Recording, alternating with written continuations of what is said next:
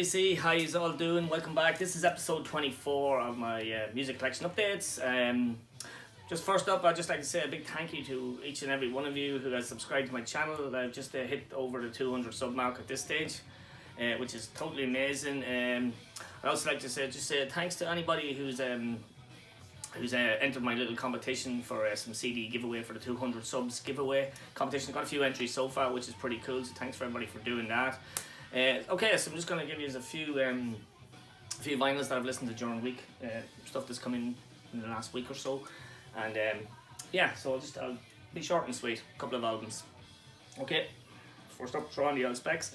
Up first, okay, from 1989 we've got a bit of German heavy metal. This is an album that I would have had on cassette, would have been floating around our house back in the day. I would have heard this on MTV, Headbanger Ball, when that was good, when that was on. So first up is the debut album by German heavy metal band. Hope I'm not too close to the camera. This is Behind the Eight Ball by Thunderhead. Haven't actually heard any other Thunderhead stuff, but this is a very impressive debut album. I really do like this. Would have heard Behind the Eight Ball and Ready to Roll, which is an awesome song on Headbangers Ball, as I said. So this is original pressing. It comes with the lyric sheet. It is on Intercord Records. Never heard of them. So as I say, it's 1989 German record. The thing I don't like about this is it's one of those. Remember those poster bags? Is it poster bags? I don't know if they still do them. So it's one of those big fold-out, horrible poster bags, which are very flimsy. It turns out into a big, huge, horrible Thunderhead poster, which we're never going to use, obviously, because it's your record. But yeah, great find for me personally, because I do actually love this album. So good rock, good hard rock heavy metal from 1989, German band Thunderhead. I believe some of these dudes are now with Nitro Gods. They're still floating about, throwing out some albums. Did hear a little bit of their stuff, so I might be checking them out. So yeah, good start, Thunderhead, Behind the Eight Ball. Up next, okay, we've got some Italian power metal. These are new to me, despite the fact that they've released, just checking my notes, they've released 10 albums. This is their 10th album. This is a band called Secret Sphere, Lifeblood. Didn't see the title track, the video on YouTube. Very good power metal, kind of in the Majestica vein. Things, you got your lyrics inside. There's the band. I believe they had their old singer, they had a singer in between this album and other stuff, but their old singer's back in this album. He's actually, Red Vinyl, actually a very, very good singer, very good power metal singer. So this is a, yeah, straight up nice power metal. So yeah, check out the Lifeblood track on YouTube first before you even consider going anywhere near it. But it's good, nothing out of this world. Okay, some more power metal, this time my favourite power metal band from Finland. So we've got Unia, however you pronounce it. This is Sonata Arctica's 5th album. Got it very cheap. I think I need two albums from Sonata Arctica. It's just on black vinyl. 2 albums to complete the Sonata Arctica vinyl collection. So that's pretty cool. So I have to pick up those 2 albums. Great album this. Singles in black and white, paid in full. It Won't Fade. Caleb. There's a bonus track on this, Out in the Fields, the Gary Moore. Was Gary Moore Phil in it? Was Gary Moore Phil in it track, yeah. So yeah, so that's another good album by Sonata Arctica. It's one of their better albums. I prefer the older Sonata Arctica stuff than the new stuff. New stuff I can, yeah, give or take. Wouldn't be too worried about it. Hopefully they go back to their older style a bit more.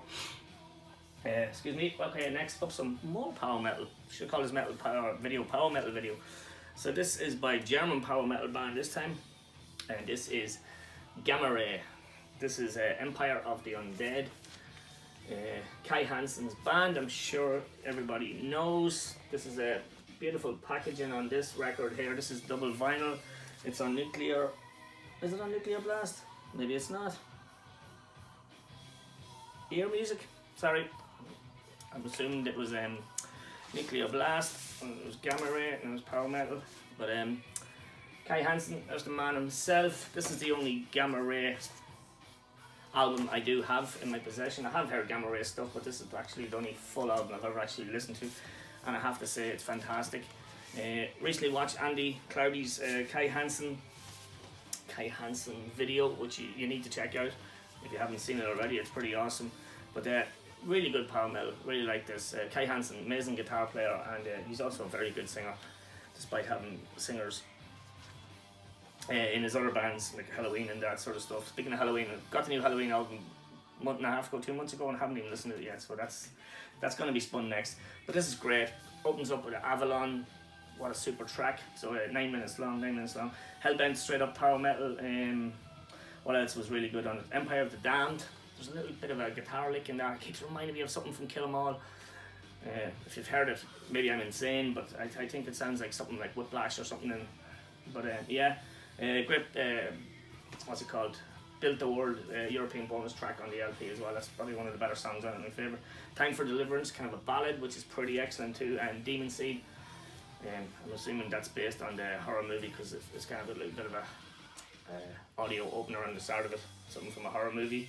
But yeah, this is my first album of Gamma Ray, and it will definitely not be my last. I really do like Kai Hansen.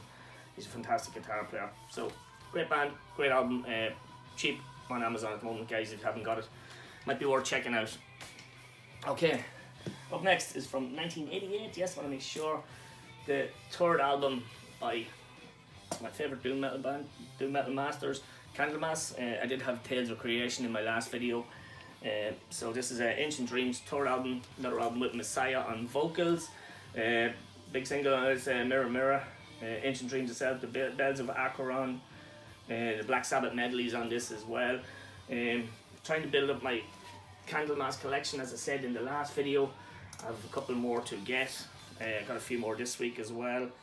Dactylis Glamarta, or whatever the fuck. It'll take me a week to find out how to pronounce that.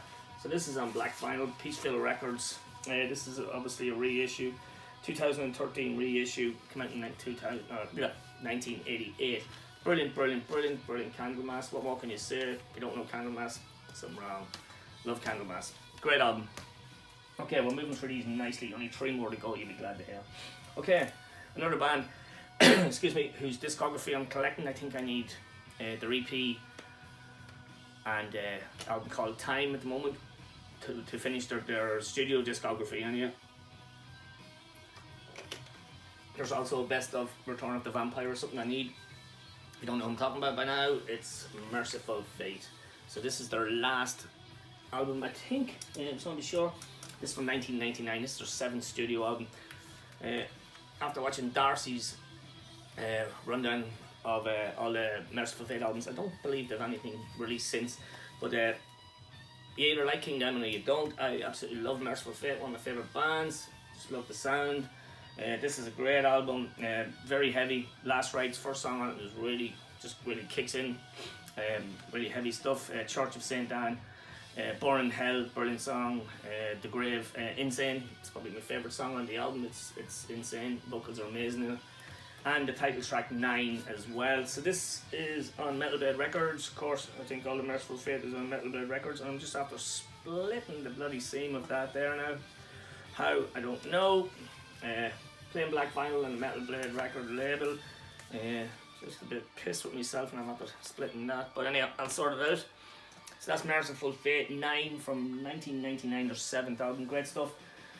Up next, something I just got it through the door yesterday. I listened to it this morning. It's something that you know very well, so it doesn't really take that much to listen to. So it's finally got a copy of Slayer Rain in Blood.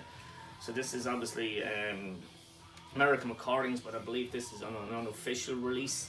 It's on, for some strange reason, I wish I had been read, would have made more sense, but it's on horrible yellow, sickly yellow vinyl, but what an album. Doesn't know you didn't even talk about this. 1986. Slayer is an amazing band, one of my favourite bands of all time. This is their 3rd album. Goes without saying, you know what it is. So a lot of Slayer reissues coming out now on the 22nd of October, I believe. Hot in the Chapel, Live Undead, Show No Mercy, and probably Hallowaits as well. So hopefully they keep going and re-release this as well as everything else that they have. Not too often come across Slayer albums cheap. So yeah, what can you say about Slayer? Slayer Rain and Blood, amazing. Okay, and last but definitely not least in this video is the latest by English death grind melodic death metal, whichever way you want to go for it. So this is Torn Arteries, their latest release by absolutely amazing band, Carcass. Just looking for the record label, not for the name of the band. Nuclear Blast. This is a double LP, despite it's not a gatefold. My version is just the black version, but what more do you want?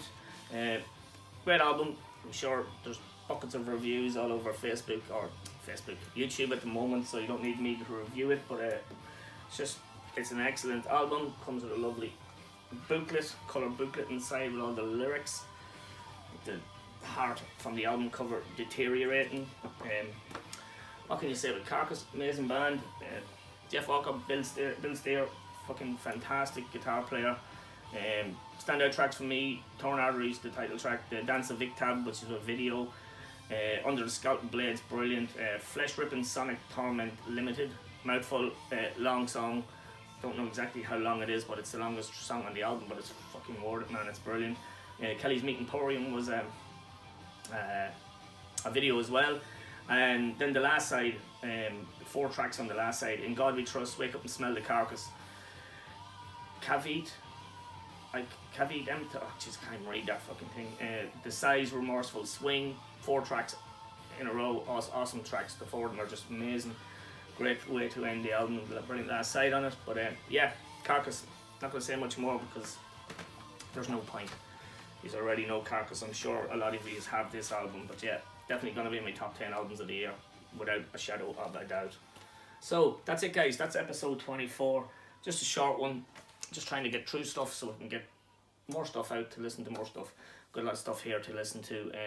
Yeah, as I said, it's just thanks for all the subscribing. It's brilliant, amazing. So delighted to get over the 200 mark. And if you enter the competition, great. If you don't want to do a video, just give me a shout. I've got 5 CDs up for grabs. So that's it, guys. Cheers. Thanks for watching, and keep safe, and I'll see you all soon. Keep rocking, dudes.